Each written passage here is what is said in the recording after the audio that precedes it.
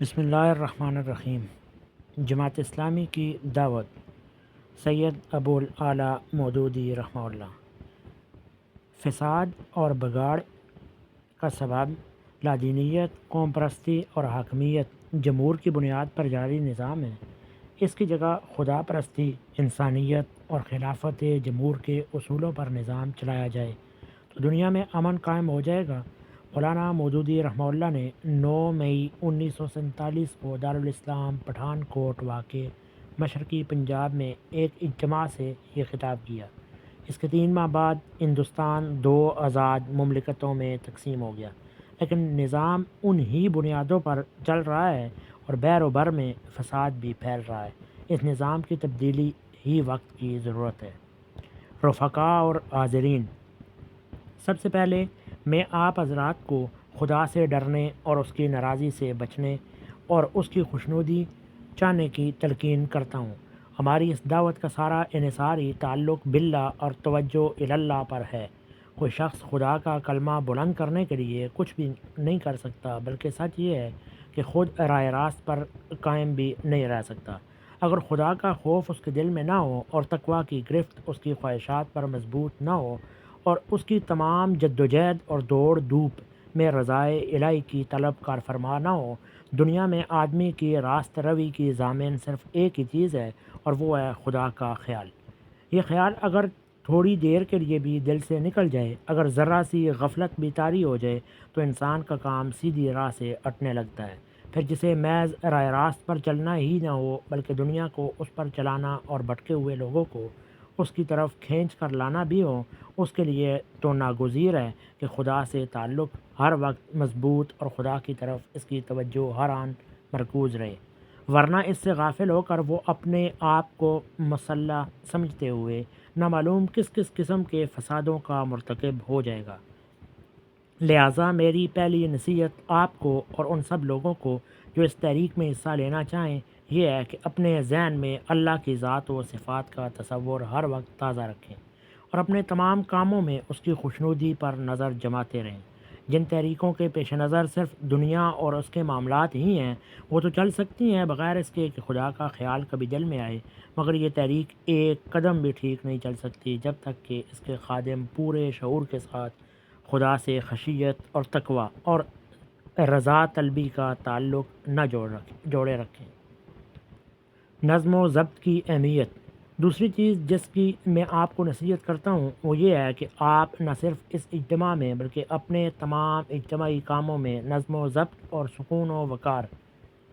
اور اسلام کے دوسرے اجتماعی آداب کی پوری پابندی ملحوظ رکھیں۔ بلا شبہ اس معاملے میں آپ نے پچھلے چند برسوں کے اندر نمایاں ترقی کی ہے، جس پر میں خدا کا شکر ادا کرتا ہوں اور آپ کو مبارکباد دیتا ہوں۔ یہ محض خدا کا فضل اور اس کے دین کی برکت ہے کہ آپ نے اتنی قلیل مدت میں اپنے اجتماعی برتاؤ کو اس قدر منظم، مہذب اور باوقار بنانے میں کامیاب ہو گئے جو اب بھی اپنی ابتدائی حالت ہی میں ہے۔ اس ملک کی تمام دوسری جماعتوں پر بین امتیاز رکھتا ہے، لیکن آپ اس غلط فہمی میں مبتلا نہ ہوں کہ یہ آخری حد ہے جس پر آپ پہنچ سکتے ہیں۔ ابھی آپ کو اپنی بہت سی خامیوں کی تلافی کرنی ہے، بہت سی اجتماعی خوبیوں کو اپنے اندر پرورش کرنا ہے اور ابھی بہت فاصلے پر ہے وہ حد کمال جس پر آپ کو پہنچنا ہے۔ آپ اپنے مقصد کے لیے دنیا کی جن زبردست طاقتوں کے مقابلے میں جدوجہد کرنے اٹھے ہیں وہ آج نظم و ضبط کی انتہائی حد پر پہنچی ہوئی ہیں، اور ان کے مقابلے میں آپ کا نظم ابھی کسی شمار میں آنے کے قابل نہیں ہے۔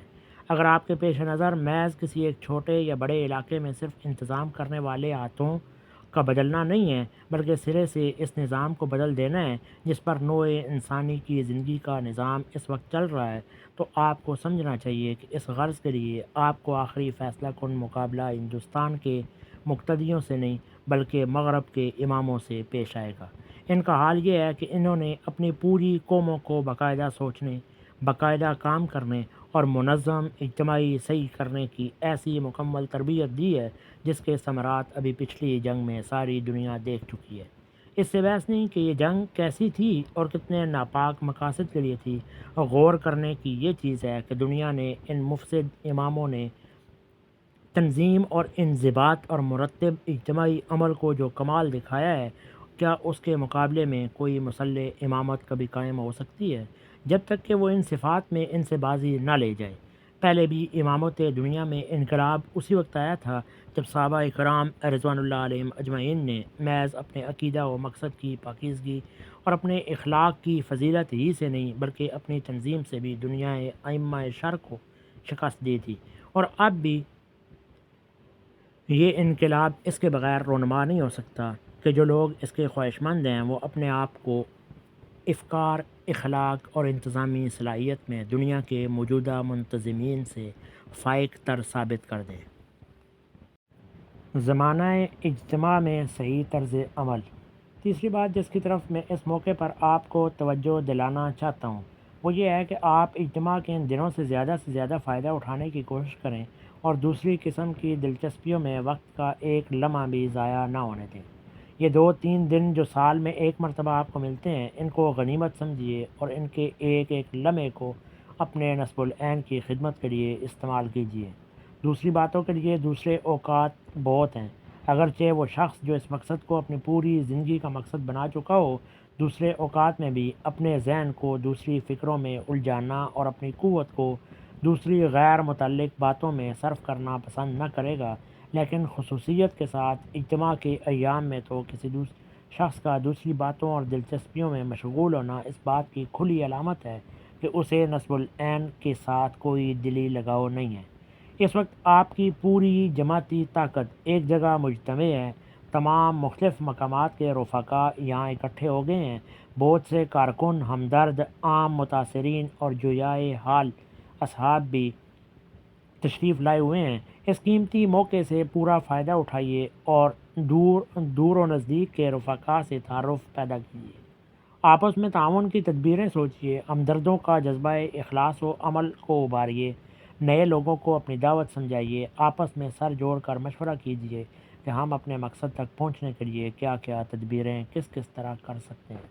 آپ کو چاہیے کہ اجتماعات کے لیے جب آپ نکلیں اس وقت سے لے کر آپ گھروں کو واپس ہونے تک اپنے آپ کو راہ خدا میں سمجھیں، اور اسی دوران آپ کی ساری فکر، تمام توجہ اور پوری مصروفیت اس دعوت حق اور اس سے تعلق رکھنے والے امور کے لیے وقف ہو۔ اب میں چند الفاظ ان حضرات سے بھی کہنا چاہتا ہوں جو یہ معلوم کرنے کے لیے تشریف لائے ہیں کہ یہ اجتماع کیسا ہے اور اس کا مقصد کیا ہے۔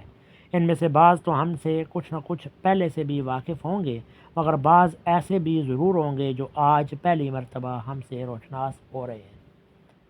ایسے اصحاب ہماری پوری بات تو ہمارے لٹریچر کے مطالعے ہی سے سمجھ سکتے ہیں، مگر میں کوشش کروں گا کہ مختصر الفاظ میں اس جماعت کی دعوت کا خلاصہ صاف اور واضح طور پر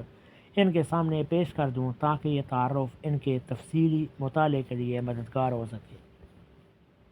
ہمارا مدعا، ہماری یہ جماعت جس غرض کے لیے اٹھی وہ یہ ہے کہ پوری دنیا میں اور آغاز کار کے طور پر اس ملک میں ایک ایسی سوسائٹی منظم کی جائے جو اسلام کے اصلی اصولوں پر شعور و اخلاص کے ساتھ خود عامل ہو، دنیا کے سامنے اپنے قول و عمل سے اس کی صحیح نمائندگی کرے، اور بالآخر جہاں جہاں بھی اس کی طاقت جڑ پکڑ جائے وہاں کے افکار، اخلاق، تمدن، معاشرت، سیاست اور معیشت کے نظام کو موجودہ دوریت اور مادہ پرستی کی بنیادوں سے اکھاڑ کر سچی خدا پرستی یعنی توحید کی بنیاد پر قائم کر دیں۔ اس جماعت کو یہ یقین ہے کہ موجودہ تہذیب اور اس کا پورا نظام میں زندگی جن اصولوں پر قائم ہے وہ قطعاً فاسد ہیں، اور اگر دنیا کا انتظام انہی اصولوں پر چلتا رہا تو وہ بڑے ہولناک نتائج سے دوچار ہوگی۔ اس کے جو نتائج اب تک نکل چکے ہیں وہ بھی کم ہولناک نہیں ہیں، مگر انہیں کوئی نسبت اس انجام کی ہولناکی سے نہیں ہے جس کی طرح یہ تہذیب دنیا کو لیے جا رہی ہے۔ اور یہ ظاہر ہے کہ ہم اس دنیا سے کہیں باہر نہیں جی رہے ہیں بلکہ اس کے اندر ہی سانس لے رہے ہیں، لہٰذا اگر ہم ان اصولوں کو فاسد اور بد انجام سمجھتے ہوئے بھی منصفانہ طریقوں سے اسی نظام کے تحت زندگی بسر کیے چلے جائیں گے اور تہذیب حاضر کے مغربی اماموں اور مشرقی مقلدوں کی پیشوائی و سربراہ کاری کے آگے سپر ڈالے رہیں گے تو جس تباہی کے گڑھے میں یہ دنیا گرے گی اس میں اسی کے ساتھ ہم بھی گریں گے، اور اس انجام کے ہم مستحق ہوں گے۔ ہم پوری بصیرت کے ساتھ یہ جانتے ہیں اور اپنے اس علم پر یقین رکھتے ہیں کہ خدا نے انسان کے رہنمائی کے لیے اپنے پیغمبروں کے ذریعے سے جو ہدایات نازل کی ہیں اس کی پیروی میں ہماری اور سب انسانوں کی فلاح مضمر ہے، اور انسانی زندگی کا پورا نظام اسی وقت صحیح چل سکتا ہے جبکہ اسے ان اصولوں پر قائم کیا جائے جو انسانوں کے خالق کی دی ہوئی ہدایت میں ہم کو ملتے ہیں۔ ہمارا اس علم و یقین سے یہ فرض خود بخود ہم پر عائد ہو جاتا ہے، اور یہی فرض خدا نے بھی اپنے مطیع فرمان بندوں پر عائد کیا ہے کہ ہم اس نظام زندگی کے خلاف جنگ کریں جو فاسد اصولوں پر چل رہا ہے، اور وہ صالح نظام قائم کرنے کے لیے جدوجہد کریں جو خدائی ہدایت کے دیے ہوئے اصولوں پر مبنی ہو۔ یہ کوشش ہمیں صرف اس لیے نہیں کرنی چاہیے کہ دنیا کی خیرخواہی ہم سے اس کا مطالبہ کرتی ہے، نہیں، ہم خود اپنے بھی سخت بدخواہ ہوں گے اگر اس سعی و جہد میں اپنی جان نہ لڑائیں، کیونکہ جب اجتماعی زندگی کا سارا نظام فاسد اصولوں پر چل رہا ہو، جب باطل نظریات و افکار ساری دنیا پر چھائے ہوئے ہوں، جب خیالات کو ڈالنے اور اخلاق و سیرت کو بنانے کی عالمگیر طاقتوں پر فاسد نظام تعلیم، گمراہ کن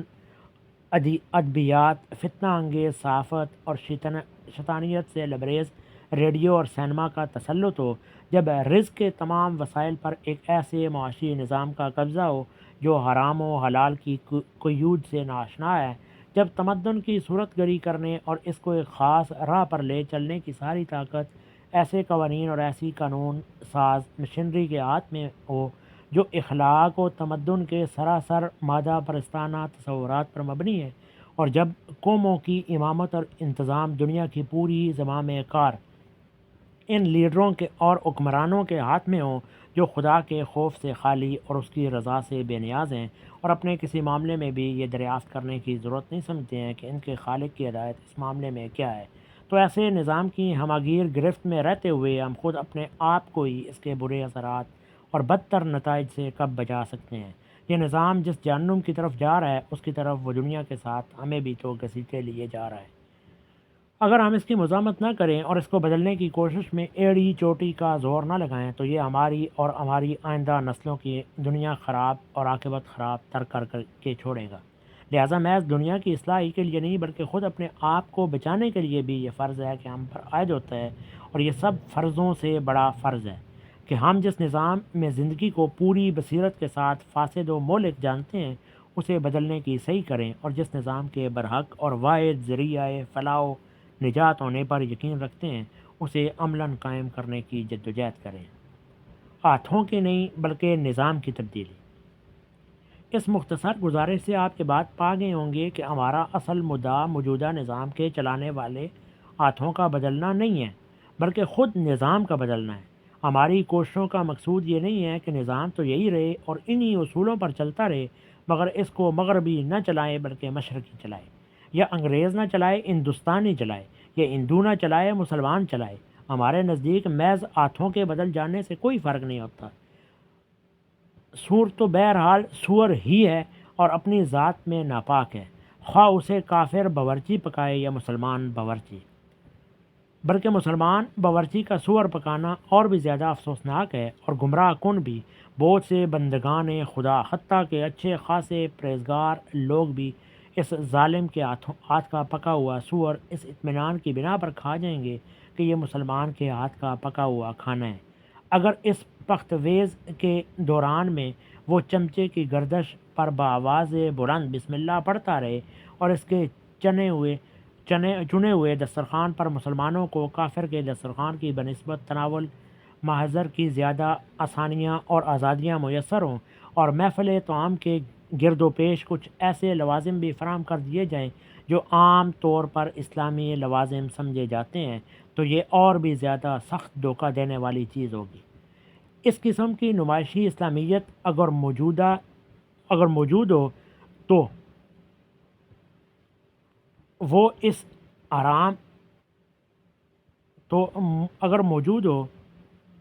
وہ اس آرام خوراک کو قبول کر لینے کے لیے کوئی سفارش نہیں ہے، بلکہ یہ ظاہر فریبیاں اس معاملے کو اور بھی زیادہ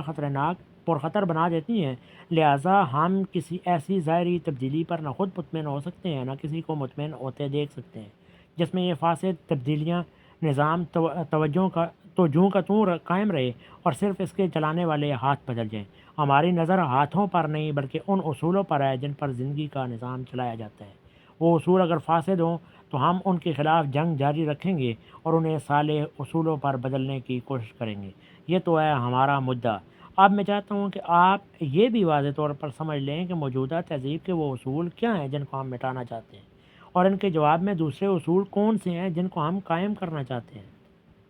مغربی تہذیب کے فاسد اصول۔ موجودہ تہذیب جس پر آج دنیا کا پورا فکری، اخلاقی، تمدنی، سیاسی اور معاشی نظام چل رہا ہے، دراصل 3 بنیادی اصولوں پر قائم ہے: لادینی یا دنیاویت سیکولرزم،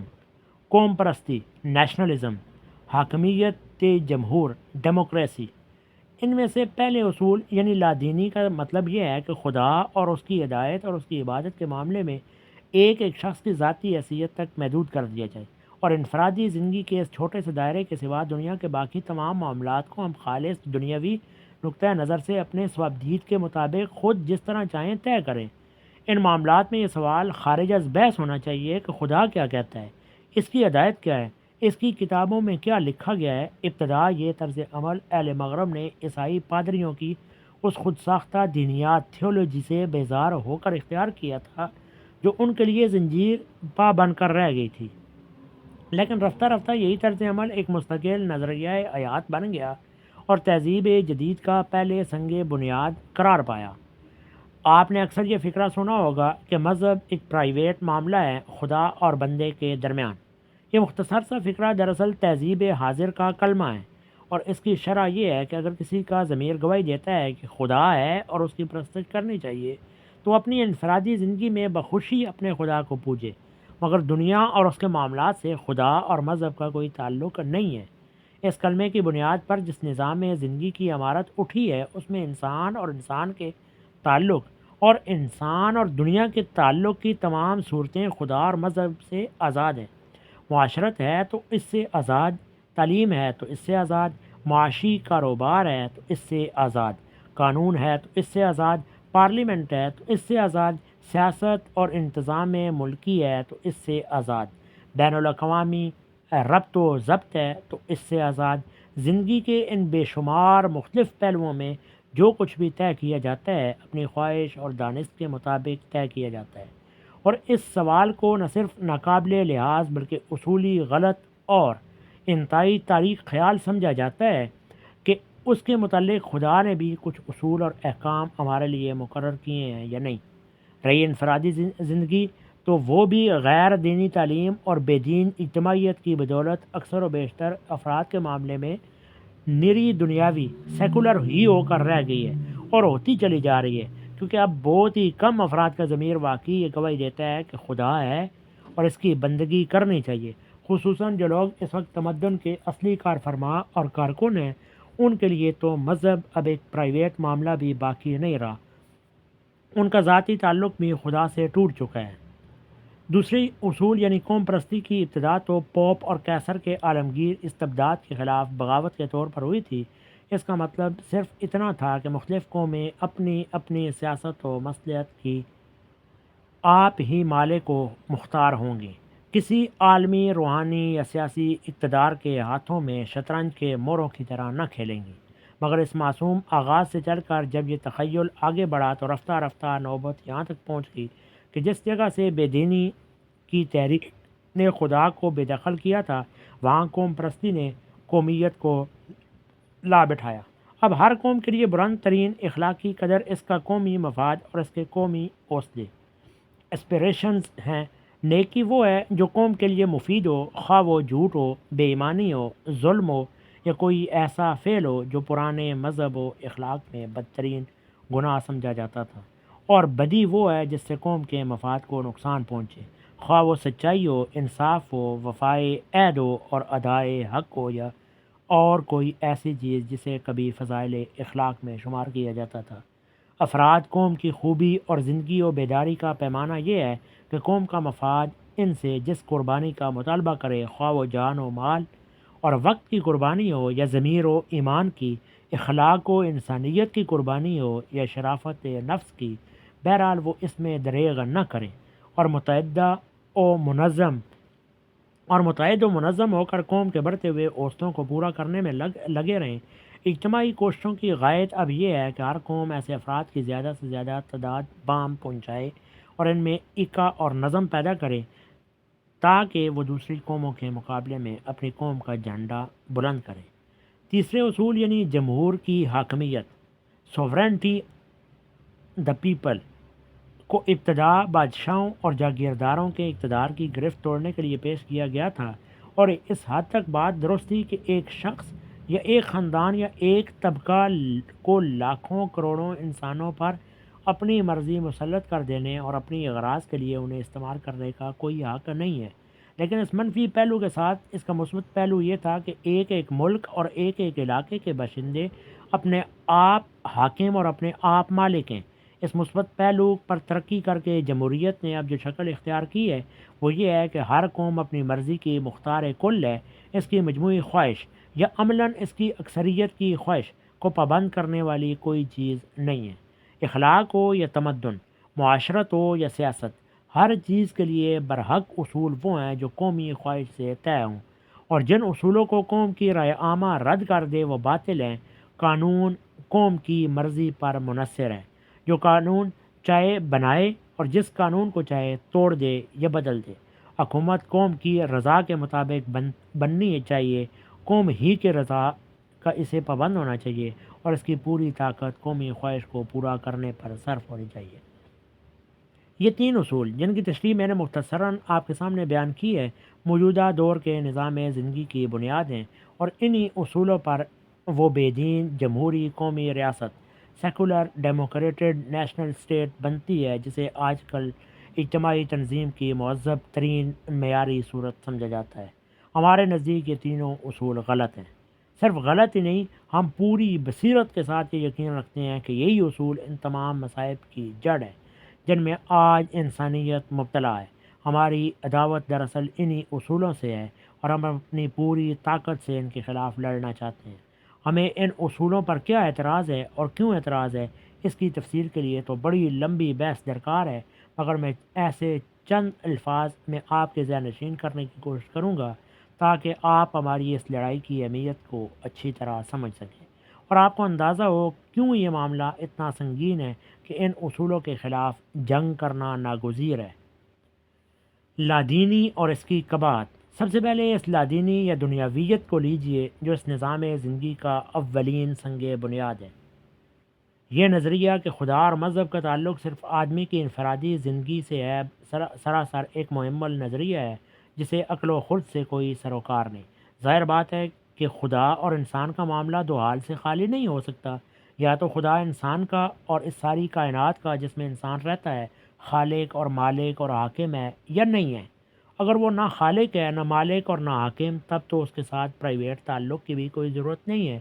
نہایت لغو بات ہے کہ ایک ایسی غیر متعلق ہستی کی خواہ مخواہ پرستش کی جائے جس کا ہم سے کوئی واسطہ ہی نہیں ہے، اور اگر وہ فی الواقع ہمارا اور اس تمام جہان ہست و بود کا خالق و مالک اور حاکم ہے، تو اس کے کوئی معنی نہیں ہے کہ اس کی عملداری محض ایک شخص کی پرائیویٹ زندگی تک محدود ہو، اور جہاں سے ایک اور ایک دو آدمیوں کا اجتماعی تعلق شروع ہوتا ہے وہیں سے اس کے اختیار ختم ہو جائے۔ یہ حد بندی اگر خدا نے خود کی ہے تو اس کی کوئی سند ہونی چاہیے، اور اگر اپنی اجتماعی زندگی میں انسان نے خدا سے بے نیاز ہو کر خود مختاری اختیار کی ہے تو یہ اپنے خالق اور مالک اور حاکم سے اس کی کھلی بغاوت ہے۔ اس بغاوت کے ساتھ یہ دعویٰ کہ ہم اپنی انفرادی زندگی میں خدا کو اور اس کے دین کو مانتے ہیں صرف وہی شخص کر سکتا ہے جس کی عقل ماری گئی ہو۔ اس سے زیادہ لغو بات اور کیا ہو سکتی ہے کہ ایک ایک شخص فرداً تو خدا کا بندہ ہو، مگر یہ الگ الگ بندے جب مل کر معاشرہ بنائیں تو بندے نہ رہیں۔ اجزاء میں سے ہر ایک بندہ اور اجزاء کا مجموعہ غیر بندہ، یہ ایک ایسی بات ہے جس کا تصور صرف ایک پاگل ہی کر سکتا ہے۔ پھر یہ بات کسی طرح ہماری سمجھ میں نہیں آتی کہ اگر ہمیں خدا کی اور اس کی رہنمائی کی ضرورت نہ اپنی خانگی معاشرت میں ہے، نہ محلے اور شہر میں، نہ مدرسے اور کالج میں، نہ اسٹڈی اور بازار میں، نہ پارلیمنٹ اور گورنمنٹ ہاؤس میں، نہ ہائی کورٹ اور نہ سول سیکریٹریٹ میں، نہ چھاؤنی اور پولیس لائن میں، نہ میدان جنگ اور صلح کانفرنس میں، تو آخر اس کی ضرورت ہے کہاں؟ کیوں ایسے خدا کو مانا جائے، اس کی خواہ مخواہ پوجا پاٹ کی جائے جو یا تو اتنا بیکار ہے کہ زندگی کے کسی معاملے میں بھی ہماری رہنمائی نہیں کرتا، یہ معاذ اللہ ایسا نادان ہے کہ کسی معاملے میں بھی اس کی کوئی ہدایت ہمیں معقول اور قابل عمل نظر نہیں آتی۔ یہ تو اس معاملے کا محض عقلی پہلو ہے، عملی پہلو سے دیکھیے تو اس کے نتائج بڑے ہی خوفناک ہیں۔ واقعہ یہ ہے کہ انسان کی زندگی کے جس معاملے کا تعلق بھی خدا سے ٹوٹتا ہے، اس کا تعلق شیطان سے جڑ جاتا ہے۔ انسان کی پرائیویٹ زندگی در حقیقت کسی چیز کا نام نہیں ہے۔ انسان ایک متحد ہستی ہے اور اس کی پوری زندگی اصل میں اجتماعی زندگی ہے۔ وہ پیدا ہی ایک ماں اور ایک باپ کے معاشرتی تعلق سے ہوتا ہے۔ دنیا میں آتے ہی وہ ایک خاندان میں آنکھیں کھولتا ہے، ہوش سنبھالتے ہی اس کو ایک سوسائٹی سے، ایک برادری سے، ایک بستی سے، ایک قوم سے، ایک نظام تمدن اور نظام معیشت و سیاست سے واسطہ پیش آتا ہے۔ یہ بے شمار روابط جو اس کو دوسرے انسانوں سے اور دوسرے انسانوں کو اس سے جوڑے ہوئے ہیں، انہیں کی درستی پر ایک ایک انسان کی اور مجموعی طور پر تمام انسانوں کی فلاح و بہبود کا انحصار ہے۔ اور وہ صرف خدا ہی ہے جو انسانوں کو ان روابط کے لیے صحیح اور منصفانہ اور پائیدار اصول و حدود بتاتا ہے۔ جہاں انسان اس کی ہدایت سے بے نیاز ہو کر خود مختار بنا پھرے، نہ تو کوئی مستقل اصول باقی رہتا ہے اور نہ انصاف اور راستی۔ اس لیے خدا کی رہنمائی سے محروم ہو جانے کے بعد خواہش اور ناقص علم و تجزیے کے سوا کوئی چیز ایسی باقی نہیں رہتی جس کی طرف انسان رہنمائی کے لیے رجوع کر سکے۔ اس کا نتیجہ یہ ہے کہ جس سوسائٹی کا نظام لادینی یا دنیاویت کے اصول پر چلتا ہے، اس میں خواہشات کی بنا پر روز اصول بنتے اور ٹوٹتے ہیں۔ آپ خود دیکھ رہے ہیں کہ انسانی تعلقات کی ایک ایک گوشے میں ظلم، بے انصافی، بے ایمانی اور آپس کی بے اعتمادی گھس گئی ہے۔ تمام انسانی معاملات پر انفرادی، طبقاتی، قومی اور نسل خود غرضیاں مسلط ہو گئی ہیں۔ دو انسانوں کے تعلق سے لے کر قوموں کے تعلق تک کوئی رابطہ ایسا نہیں رہا جس میں ٹیڑھ نہ آ گئی ہو۔ ہر ایک شخص نے، ہر ایک گروہ نے، ہر ایک طبقے نے، ہر ایک قوم اور ملک نے اپنے اپنے دائرہ اختیار میں جہاں تک بھی اس کا بس چلا ہے، پوری خود غرضی کے ساتھ اپنے مطلب کے اصول اور قاعدے اور قانون بنا لیے ہیں، اور کوئی بھی اس کی پرواہ نہیں کرتا کہ دوسرے اشخاص، گروہوں، طبقوں اور قوموں پر اس کا کیا اثر پڑے گا۔ پرواہ کرنے والی صرف ایک ہی طاقت رہ گئی ہے، اور وہ ہے جوتا۔ جہاں مقابلہ ہو، مقابلے میں جوتا یا جوتے کا اندیشہ ہوتا ہے، صرف وہیں اپنی حد سے زیادہ پھیلے ہوئے ہاتھ اور پاؤں کچھ سکڑ جاتے ہیں۔ مگر ظاہر ہے کہ جوتا کسی عالم اور منصف ہستی کا نام نہیں ہے، وہ تو ایک اندھی طاقت کا نام ہے۔ اس لیے اس کے زور سے کبھی توازن قائم نہیں ہوتا۔ جس کا جوتا زبردست ہوتا ہے، وہ دوسروں کو صرف اتنا ہی نہیں سکیڑتا جتنا سکیڑنا چاہیے، بلکہ وہ خود اپنی حد سے زیادہ پھیلنے کی فکر میں لگ جاتا ہے۔ پس لادینی اور دنیاویت کا محاصل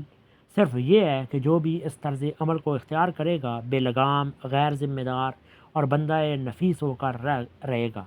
خواہ وہ ایک شخص ہو یا ایک گروہ یا ایک ملک یا قوم یا مجموعہ اقوام۔ قوم پرستی اور اس کی شناخت۔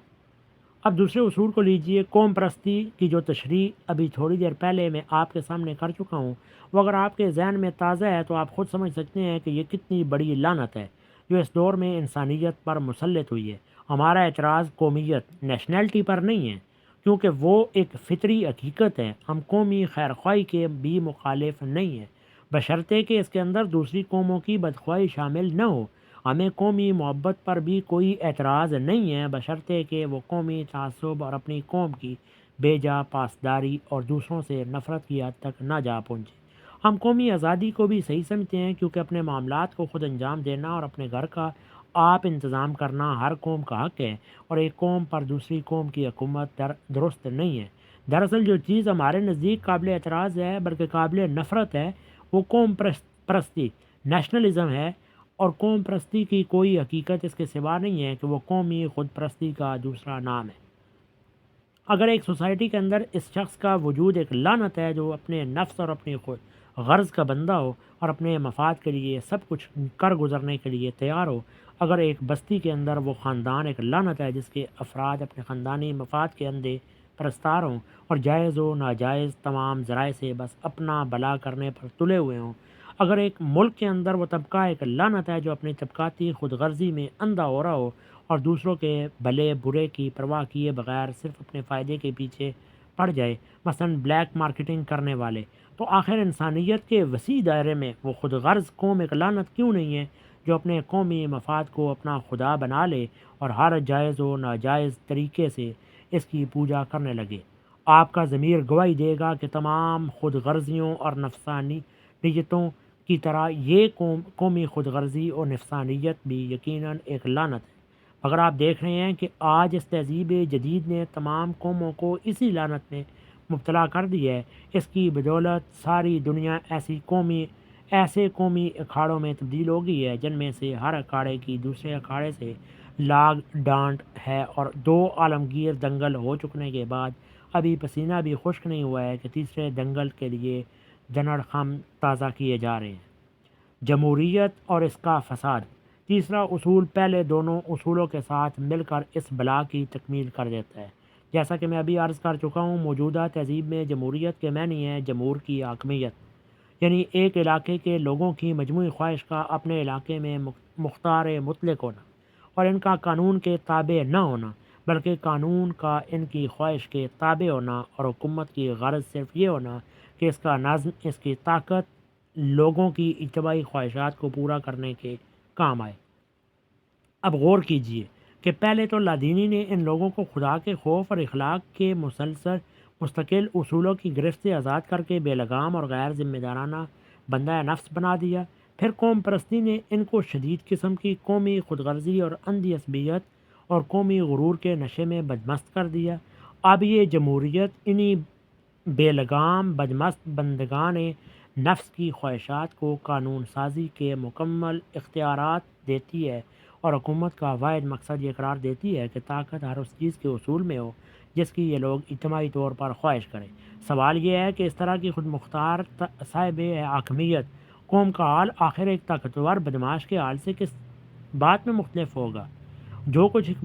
بدماش فرد خود مختار اور طاقتور ہو کر چھوٹے پیمانے پر کرے گا، وہی تو اس سے بہت زیادہ بڑے پیمانے پر اس طرح کی ایک قوم کرے گی۔ پھر جب دنیا میں صرف ایک ہی قوم ایسی نہ ہو بلکہ ساری متمدن قومیں اسی ڈھنگ پر بے دینی، قوم پرستی اور جمہوریت کے اصولوں پر منظم ہوں، تو دنیا بیڑیوں کا میدان جنگ نہ بنے گی تو اور کیا بنے گی؟ یہ وجوہ ہیں جن کی بنا پر ہم ہر اس نظام اجتماعی کو فاسد سمجھتے ہیں جو 3 اصولوں کی بنیاد پر ہے۔ ہماری دشمنی لادینی قومی جمہوری نظام سے ہے، خواہ اس کے قائم کرنے اور چلانے والے مغربی ہوں یا مشرقی، غیر مسلم ہوں یا نام نہاد مسلمان۔ جہاں جس ملک اور جس قوم پر بھی یہ بلا مسلط ہوگی، ہم بندگان خدا کو اس سے ہوشیار کرنے کی فکر کریں گے کہ اسے دفع کرو۔ 3 صالح اصول۔ ان تینوں اصولوں کے جواب میں ہم دوسرے 3 اصول پیش کرتے ہیں، اور سب انسانوں کے ضمیر سے اپیل کرتے ہیں کہ انہیں جانچ کر پرکھ کر خود دیکھ لو کہ تمہارا اپنا بھلا اور ساری دنیا کا بھلا ان پاک اصولوں میں ہے یا ان خبیث اصولوں میں۔ نمبر 1، لادینی کے مقابلے میں خدا کی بندگی اور اطاعت۔ نمبر 2، قوم پرستی کے مقابلے میں انسانیت۔ نمبر 3، جمہور کی حاکمیت کے مقابلے میں خدا کی حاکمیت اور جمہور کی خلافت۔ نمبر 1، خدا پرستی کے معنی۔ پہلے اصول کا مطلب یہ ہے کہ ہم سب اس خدا کو اپنا آقا تسلیم کریں جو ہمارا اور تمام کائنات کا خالق، مالک اور حاکم ہے۔ ہم اس سے آزاد اور بے نیاز بن کر نہیں بلکہ اس کے تابع فرمان اور اس کی رہنمائی کے پیرو بن کر زندگی بسر کریں۔ ہم صرف اس کی پوجا ہی نہ کریں بلکہ اس کی اطاعت اور بندگی بھی کریں۔ ہم صرف فرداً اپنی پرائیویٹ حیثیت میں ہی اس کے احکام اور ہدایات کے پابند نہ ہوں بلکہ اپنی اجتماعی زندگی کے بھی ہر پہلو میں اسی کے پابند ہوں۔ ہماری معاشرت، ہمارا تمدن، ہماری معیشت، ہمارا نظام تعلیم و تربیت، ہمارے قوانین، ہماری عدالتیں، ہماری حکومت، ہماری صلح و جنگ اور ہمارے بین الاقوامی تعلقات سب کے سب ان اصولوں اور حدوں کے پابند ہوں جو خدا نے مقرر کیے ہیں۔ ہم اپنے دنیاوی معاملات کو طے کرنے میں بالکل آزاد نہ ہوں بلکہ ہماری آزادی ان سرحدوں کے اندر محدود ہو جو خدا کے مقرر کیے ہوئے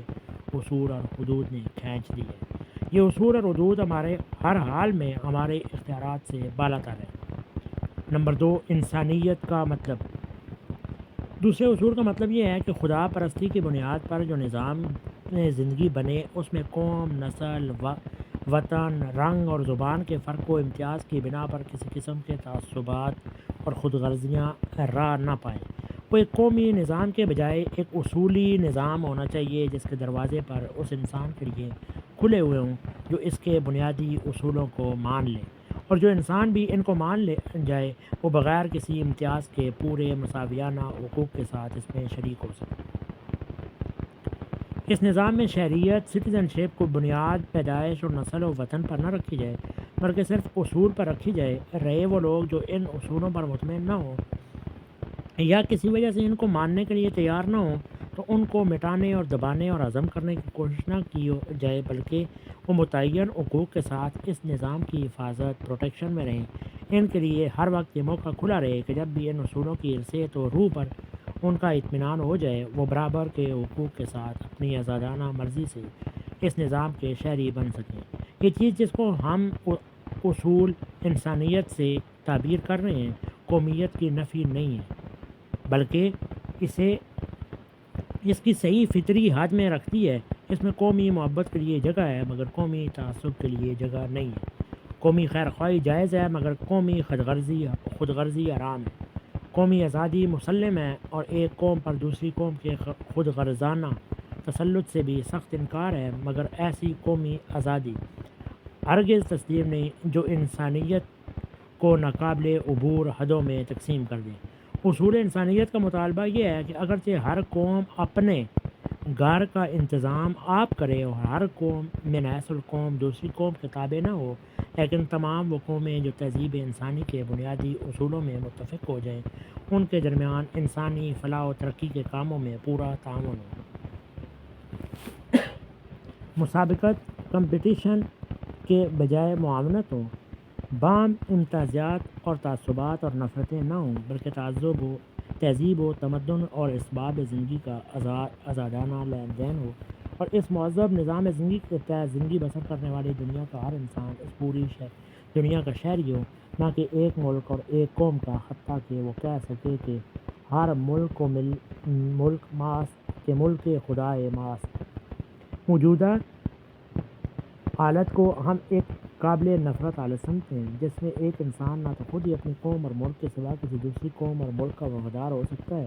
اور نہ کوئی قوم اپنے افراد کے سوا کسی دوسری قوم کے افراد پر اعتماد کر سکتی ہے۔ آدمی اپنے ملک کے حدود سے باہر نکلتے ہی یہ محسوس کرتا ہے کہ خدا کی زمین میں ہر جگہ اس کے لیے رکاوٹیں ہی رکاوٹیں ہیں۔ ہر جگہ وہ چوروں اور اچکوں کی طرح شبہ کی نظر سے دیکھا جاتا ہے۔ ہر جگہ پوچھ گچھ ہے، تلاشیاں ہیں، زبان و قلم، نقل و حرکت پر پابندیاں ہیں، اور کہیں اس کے لیے آزادی ہے نہ حقوق۔ ہم اس کے مقابلے میں ایسا عالمگیر نظام چاہتے ہیں جس میں اصولوں کی وحدت کو بنیاد بنا کر قوموں کے درمیان وفاق قائم ہو، اور اس وفاق میں بالکل مساویانہ اور مشترک شہریت، کامن سٹیزن شپ اور بے روک ٹوک آمد و رفت کا طریقہ رائج ہو۔ ہماری آنکھیں پھر ایک دفعہ یہ منظر دیکھنا چاہتی ہیں کہ آج کوئی ابن بطوطہ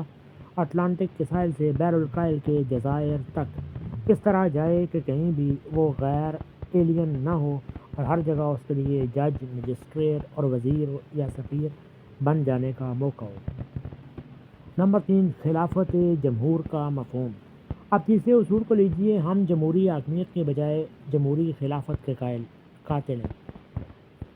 شخصی بادشاہی اور امیروں کے اقتدار اور طبقوں کی اجارہ داری کے ہم بھی اتنے ہی مخالف ہیں جتنا موجودہ زمانے کا کوئی بڑے سے بڑا جمہوریت پرست ہو سکتا ہے۔ اجتماعی زندگی میں تمام لوگوں کے یکساں حقوق، مساویانہ حیثیت اور کھلے مواقع پر ہمیں بھی اتنا ہی اصرار ہے جتنا مغربی جمہوریت کے کسی بڑے سے بڑے حامی کو ہو سکتا ہے۔ ہم بھی اس بات کے قائل ہیں کہ حکومت کا انتظام اور حکمرانوں کا انتخاب تمام باشندوں کی آزادانہ مرضی اور رائے سے ہونا چاہیے۔ ہم بھی اس نظام زندگی کے سخت مخالف ہیں جس میں لوگوں کے لیے اظہار رائے کی آزادی، اجتماع کی آزادی اور سعی و عمل کی آزادی نہ ہو، جس میں پیدائش، نسل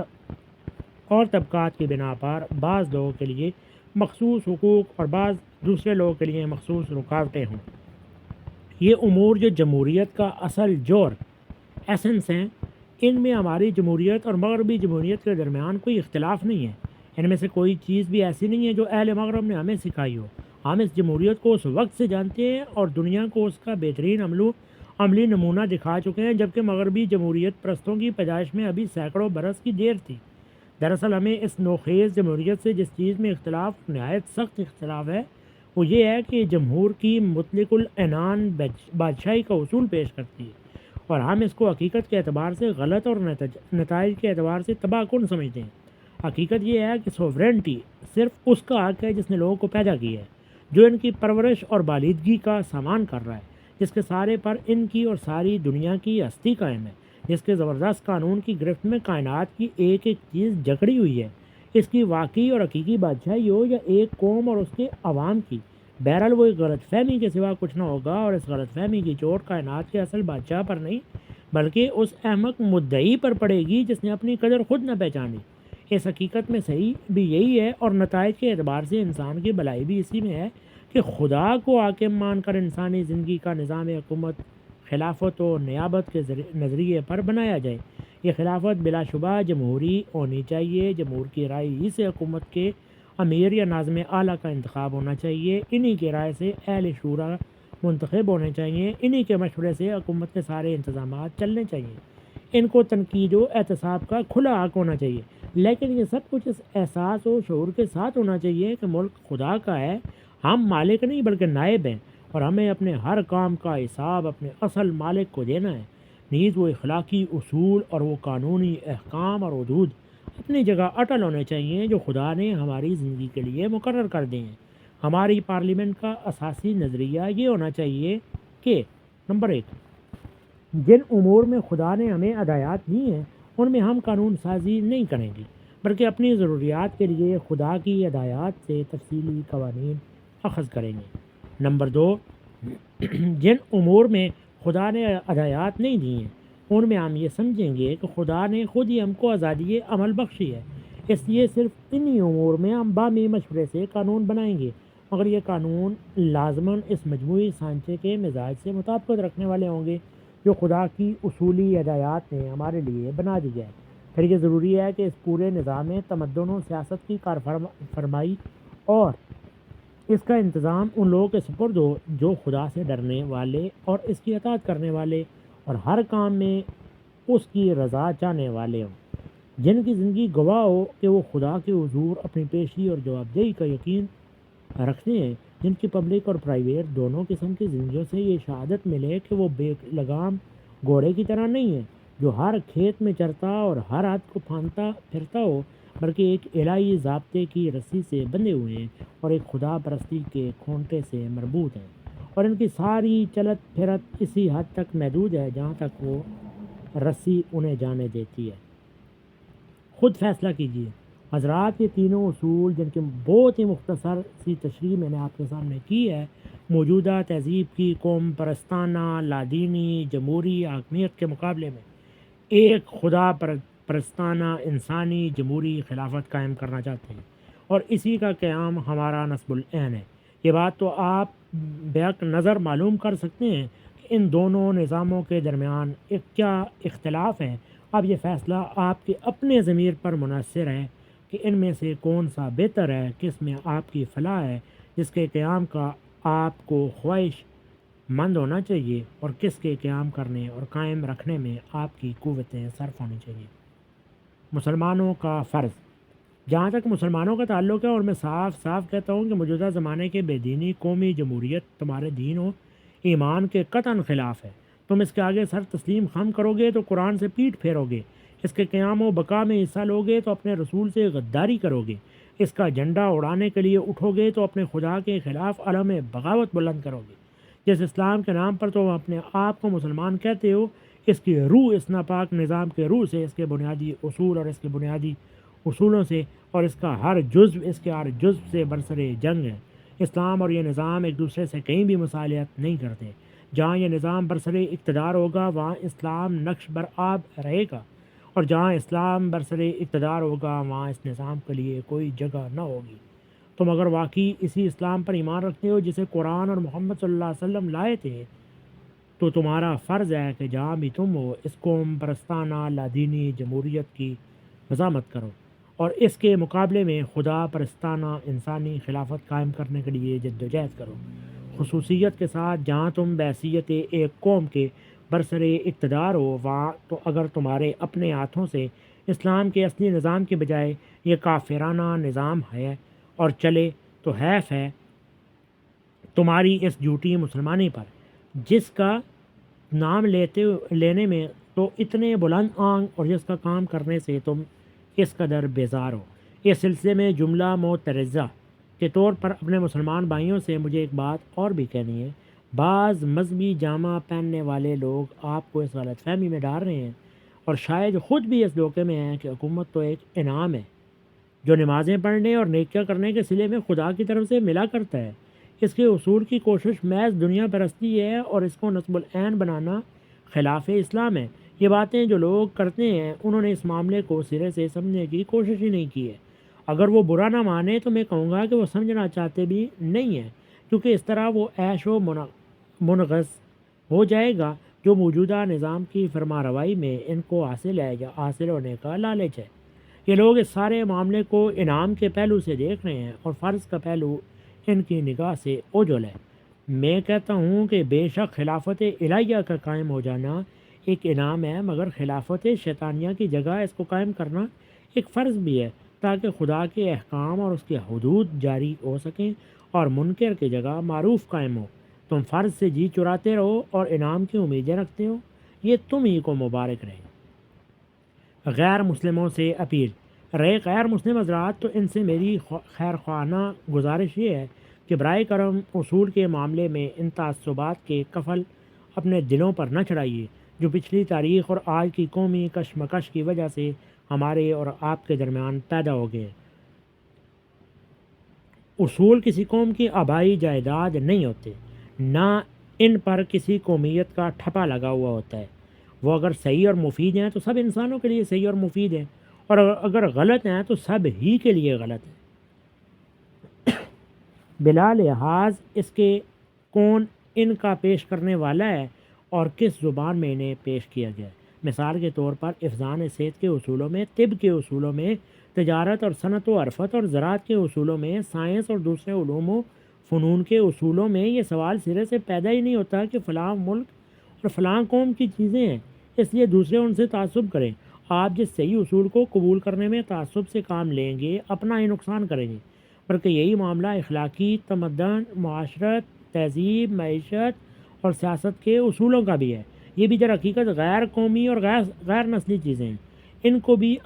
ان کے اپنے حسن و قبیح میرٹ ہی کے لحاظ سے قبول یا رد کرنا چاہیے۔ آپ صحیح اصول اختیار کریں گے تو اپنا بھلا کریں گے اور کسی پر کوئی احسان نہ کریں گے۔ غلط اصول کی پیروی کریں گے تو اپنا نقصان کریں گے، کسی کا کچھ نہ بگاڑیں گے۔ آپ نے خود بھی دنیا کے دوسرے اصولوں کے معاملے میں تعصب نہیں برتا ہے۔ یہ لادینی، یہ قوم پرستی، یہ مغربی جمہوریت آپ کے پاس ان انگریزوں کے ذریعے سے تو آتی ہے جو 200 برس پر آپ پر ظالمانہ حکومت کرتے رہے ہیں اور جن کے خلاف 40-50 سال آپ آزادی کی جنگ لڑتے رہے۔ پھر ان دشمنوں کے لائے ہوئے اصولوں کو قبول کرنے میں آپ نے کیوں تعصب سے کام نہ لیا؟ یہ سوشلزم اور کمیونزم جن کی طرف آپ میں سے بہت سے لوگ لپک رہے ہیں، جرمنی کی ایک یہودی دماغ سے نکلے اور روس میں پروان چڑھے۔ ان قوموں سے آخر آپ کا کیا رشتہ ہے؟ پھر آپ نے انہیں اجنبی کیوں نہ سمجھا؟ اگر ان کے معاملے میں آپ تعصب کو بالائے طاق رکھ سکتے ہیں اور اصول کو اصول ہی کی حیثیت سے دیکھ سکتے ہیں تو کوئی وجہ نہیں جو اصول ہم آپ کے سامنے پیش کر رہے ہیں ان پر غور کرنے میں یہ خیال آپ کی نظر و فکر کو الجھا دے کہ ان کے پیش کرنے والے لوگ ایک ایسی قوم کے افراد ہیں جس سے آپ کچھ تاریخی شکایات رکھتے ہیں یا جن کے ساتھ آج آپ کی لڑائی ٹھنی ہوئی ہے۔ ہم دلائل کے ساتھ ان غلط اصولوں پر تنقید کر رہے ہیں جو ہمارے نزدیک انسانیت کے لیے تباہ کن ہیں، اور ان کے جواب میں وہ اصول پیش کر رہے ہیں جن کے اندر ہمیں اپنی اور آپ کی اور سب انسانوں کی فلاح نظر آتی ہے۔ آپ کھلے دل سے دیکھیے کہ آپ کا اپنا بھلا فی الواقع کن اصولوں کی پیروی میں ہے۔ خود جانچ کر دیکھ لیجئے کہ خدا پرستی بہتر ہے یا بے دینی، قوم پرستی بہتر ہے یا انسانیت، جمہور کی مطلق العنانی بہتر ہے یا خدا کی بادشاہی کے تحت جمہوری خلافت، انسانی معاملات کی باغیں خدا سے بے خوف لوگوں کے ہاتھوں میں رہنی بہتر ہے یا ایسے لوگوں کے ہاتھوں میں جو خدا سے ڈرنے والے ہوں۔ اگر آپ کا دل گواہی دے کہ یہ چیز جو ہم پیش کر رہے ہیں زیادہ صحیح اور نتائج کے لحاظ سے زیادہ اچھی ہے، تو اسے اختیار کر کے آپ خود ہی اپنی خیر خواہی کریں گے۔ ایک عملی پہلو، اس کے بعد صرف ایک عملی سوال حل طلب باقی رہ جاتا ہے، اور وہ یہ ہے کہ اس خدا پرستانہ نظام کو چلانے کے لیے ہدایت کہاں سے حاصل کی جائے۔ وہ خدائی قانون اور دستور کون سا ہے جس پر ہم اپنی ریاست کی بنیاد رکھیں؟ بظاہر یہ سوال بہت پیچیدہ ہے، کیونکہ جس انسان آسانی کے ساتھ حکومت الہیہ، رام راج، کنگڈم آف گاڈ کے سادہ تصور پر لوگوں کے درمیان اتفاق ہو گیا سکتا ہے، اسی آسانی کے ساتھ کسی دستور و قانون کو خدائی دستور و قانون کی حیثیت سے قبول کر لینے پر اتفاق نہیں ہو سکتا۔ لیکن یہ پیچیدگی ایسی سخت نہیں ہے کہ اسے کسی طرح رفع نہ کیا جا سکتا ہو۔ اب یہ بات تقریباً طے شدہ ہے کہ ملک تقسیم ہو جائے، ایک حصہ مسلمان اکثریت کے سپرد کیا جائے اور دوسرا حصہ غیر مسلم اکثریت کے زیر اثر ہوگا۔ پہلے حصے میں ہم کوشش کریں گے کہ رائے عام کو ہموار کر کے اس دستور و قانون پر ریاست کی بنیاد رکھیں جسے ہم مسلمان خدائی دستور قانون مانتے ہیں۔ غیر مسلم حضرات وہاں ہماری مخالفت کرنے کے بجائے ہمیں کام کرنے کا موقع دیں اور دیکھیں کہ ایک بے دین قومی جمہوریت کے مقابلے میں یہ خدا پرستانہ جمہوری خلافت جو محمد صلی اللہ علیہ وسلم کی لائی ہوئی ہدایت پر قائم ہو گئی، کہاں تک خود باشندگان پاکستان کے لیے اور کہاں تک تمام دنیا کے لیے رحمت و برکت ثابت ہوئی ہے۔ دوسرے حصے میں آپ کی اکثریت اور ہماری اقلیت ہوگی، وہاں ہم آپ سے عرض کریں گے کہ خدا را دنیا کی بگڑی ہوئی قوموں سے وہ اصول نہ لیجیے جن کی وجہ سے وہ خود بھی خراب ہو رہی ہیں اور دنیا کو بھی خراب کر رہی ہیں۔ ان کی بجائے آپ پہلے یہ 3 اصول مان لیجیے جن کو ہر زمانے میں خدا کے نیک بندے لے کر آئے ہیں، جنہیں آپ کے بزرگ بھی اس طرح پیش کرتے تھے جس طرح ہمارے بزرگوں نے پیش کیا تھا۔ پھر اپنے بزرگوں کی تعلیمات میں تلاش کیجیے کہ ان اصولوں کے مطابق ایک ریاست زمانہ حال کی ایک ترقی پذیر ریاست کا نظام چلانے کے لیے کوئی مفصل ہدایات ملتی ہیں یا نہیں۔ رام چندر جی، شری کرشن جی، بدھ مہاراج جی، گرو نانک اور دوسرے تمام رشیوں اور منیوں کی تعلیم، ان کی سیرتوں کا جائزہ لیجیے۔ ویدوں اور پرانوں اور شاستروں اور گرنتھوں کو دیکھیے، اگر ان میں کوئی ہدایت آپ کو ملے تو ہم کہیں گے کہ آپ ہندوستان کی ریاست کا نظام اس پر قائم کیجیے اور ہم سے وہی برتاؤ کیجیے جو آپ کا دین ہمارے لیے تجویز کرتا ہے۔ ہم اس نظام کی مذمت نہیں کریں گے، اسے کام کرنے کا موقع دیں گے بغیر کسی تعصب کے۔ یہ دیکھیں گے کہ آپ خدا پرستی و انسانیت اور خدا پرستانہ جمہوریت کی جو عملی تعبیر پیش کرتے ہیں وہ کہاں تک ہندوستان کے لیے ہے اور کہاں تک دنیا کے لیے خیر و برکت کی موجب ثابت ہوتی ہے۔ لیکن اگر آپ اپنے ہاں ایسا کوئی مفصل ہدایت نامہ نہ پائیں تو اس کے معنی یہ نہیں ہے کہ وہ خدا نے آپ کے ہاں بھیجا نہیں تھا، بلکہ اس کے معنی صرف یہ ہیں کہ اپنی طویل تاریخ کے انقلابات میں اسے یا اس کے ایک حصے کو آپ کھو بیٹھے ہیں۔ وہی چیز اسی خدا کی بھیجی ہوئی ہم آپ کے سامنے پیش کرتے ہیں، اس سے اپرائیے نہیں، یہ آپ ہی کی کھوئی ہوئی چیز ہے جو ایک دوسرے ذریعے سے آپ کے پاس واپس آئی ہے۔ آپ اسے پہچاننے کی کوشش کریں، اسے جانیں، پرکھیں اور برت کر دیکھیں کہ اس میں واقعی آپ کی اور دنیا کی فلاح ہے یا نہیں۔